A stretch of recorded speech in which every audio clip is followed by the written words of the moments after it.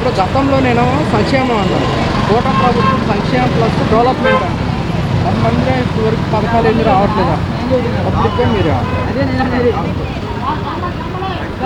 ప్రభుత్వం ఈ కొత్త ప్రభుత్వం వచ్చాక చాలా మనశ్శాంతంగా ఉన్నారు ప్రజలైతే. చాలా మనశ్శాంతంగా ఉన్నారు. రాష్ట్రం చాలా ప్రశాంతంగా ఉంది. ఇంకొక విషయంకి వస్తే డెవలప్మెంట్ అనేది లేకపోతే సంక్షేమం ఎవడు చేయలేడు.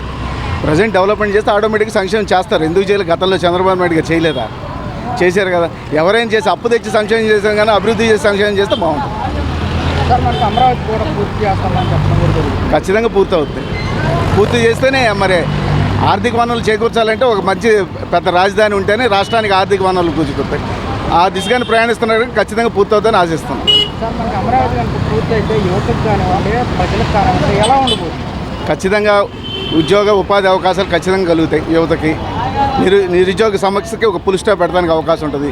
ఎందుకంటే ప్రజెంట్ ఎవరైతే అన్ఎంప్లాయ్మెంట్లో ఉన్నారో చదువుకున్న విద్యార్థులు వాళ్ళందరికీ ఏదైనా పరిశ్రమలు రాష్ట్రంలో ఖచ్చితంగా వస్తున్నాయి. కొత్తగా పరిశ్రమలు వస్తే ఉద్యోగాలు వస్తాయి.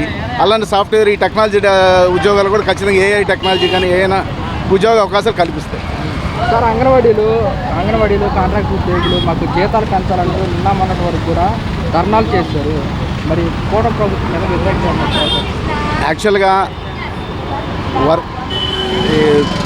ప్రజలకి ఎవరైతే ఉద్యోగాలు చేస్తున్నారో వాళ్ళకున్న పే స్కేల్స్ ఒకసారి ప్రజెంట్ ఉన్న ఇన్ఫ్లేషన్కి జీవనోభృతికి తగ్గట్టుగా ఉన్నాయో చూసుకొని వాళ్ళకి దానికి తగ్గట్టుగా లేదంటే పెంచడం కూడా స్వభావే.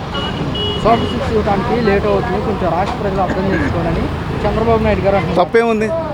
అదేం తప్పేం లేదు. ఆయన ఇప్పుడు ప్రజలు కూడా ఆలోచించబట్టేగా వీళ్ళకి అవకాశం ఇచ్చారు. నెరవేరుస్తారు, ఖచ్చితంగా నెరవేరుస్తారు. మొన్న కూడా చంద్రబాబు నాయుడు గారు మాట్లాడుతూ వైసీపీ వాళ్ళకి పరోక్షం కానీ ప్రత్యేకం కానీ వాళ్ళకి ఎటువంటి పనులు చేయొచ్చు, వాళ్ళకి సాయం అందించవచ్చు అని చెప్పేసి వ్యాఖ్యలు చేస్తారు. ఈ వ్యాఖ్యలను ఎలా చూడొచ్చు అంటారు? మరి నేనైతే వినలేదు. నాకు తెలిసి అటువంటి రాజనీతిజ్ఞుడు అని ఉంటాడని నేను అనుకోండి. ఇంకో కాన్సెప్ట్ లేదంటే దాన్ని వక్రీకరిస్తూ ఉండొచ్చు.